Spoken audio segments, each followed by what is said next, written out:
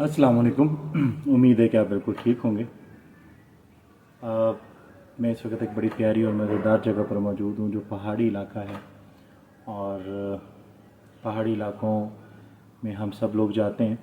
हमें मालूम है कि वहाँ के कुछ कल्चर्स, वहाँ के ट्रेडिशन जो हैं वो हमारे इलाकों से थोड़ा मुख्तलिफ होते हैं। और मुख्तलिफ होने के साथ साथ कुछ चीज़ें उनके रूटीन लाइफ का हिस्सा हैं जो हमारे रूटीन लाइफ का हिस्सा नहीं है, क्योंकि हम मैदानी इलाकों के लोग हैं।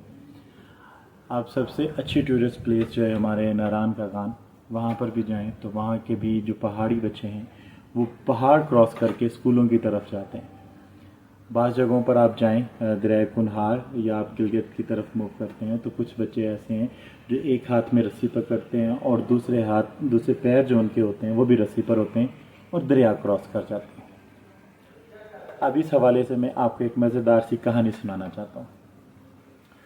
जंगल में फ़ैसला हुआ कि हम अपना मुकम्मल एक सेटअप क्रिएट करते हैं, और सेटअप क्रिएट करने के लिए हमें डॉक्टर्स भी चाहिए, हमें इंजीनियर्स भी चाहिए, हमें हर जो ज़रूरी है एक माशरे के लिए स्पेशलिटीज़, उसके लिए हमें लोग चाहिए। तो बंदर साहब ने कहा कि मैं डॉक्टर की डिग्री के लिए जाऊंगा। डॉक्टर साहब बनने के लिए बंदर साहब निकल पड़े। और बंदर साहब जब निकले हैं, निकलने के बाद उन्होंने 3-4 साल फुल ऐश करके वापस आ गए, क्योंकि टैक्सीज के पैसे थे, जंगल के टैक्सीज के पैसे थे, और जंगल के टैक्सीज के पैसों से वो अपनी डिग्री जो है वो कंप्लीट करके रहे। अब जैसे ही वो डिग्री कंप्लीट करके वापस आई तो एक मरीज़ उनके पास लाया गया, और उस मरीज़ का मामला ये था कि वो किसी ऊंचाई से नीचे गिर गया और उसकी चोट लग गई। तो बंदर साहब के पास, जो कि डॉक्टर बन चुके थे, उन्होंने आके इलाज शुरू किया। इलाज शुरू करने के कुछ ज़वाबित थे, वो ये थे कि उन्होंने मरीज़ को ज़मीन पर लिटा दिया, मरीज़ के गिर्द चंद एक लकड़ियाँ रख दी, और इस तरह की ऊट पटांग हरकतें करने के बाद कभी एक दरख्त पे, कभी दूसरे दरख्त पे, कभी तीसरे दरख्त पे, कभी चौथे दरख्त पे, और इस तरीके से वो मुख्तलिफ दरख्तों को बदलते रहे। कुछ देर के बाद वो मरीज़ जो है वो फौत हो गया। लोगों ने कहा कि यार ये तो सानू भी पता सी, ये तो साढ़े तो भी हो जाना सी, आपने इतना टाइम लगा के किया, ये क्या किया?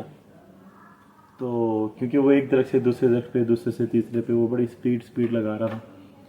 तो उसने कहा कि जनाब मैं अपने वालों तो पूरी मेहनत की थी, उन्होंने आई सी ते आ गई।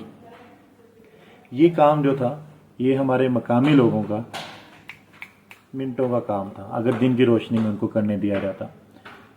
बिला वजह का पंगा भाई, जो आप कर ही नहीं सकते हैं उसमें क्यों अपनी टांग अड़ाते हैं? आप सिर्फ और सिर्फ वो चीज़ें करें, हमें उल्लू बनाएं, पॉलिटिक्स में आएं, लोगों को उठाएं, वीगो डाले बनाएं, और मुख्तलिफ जगहों के ऊपर अपने सेटअप्स क्रिएट करें। फलाह के काम आपके नहीं हैं।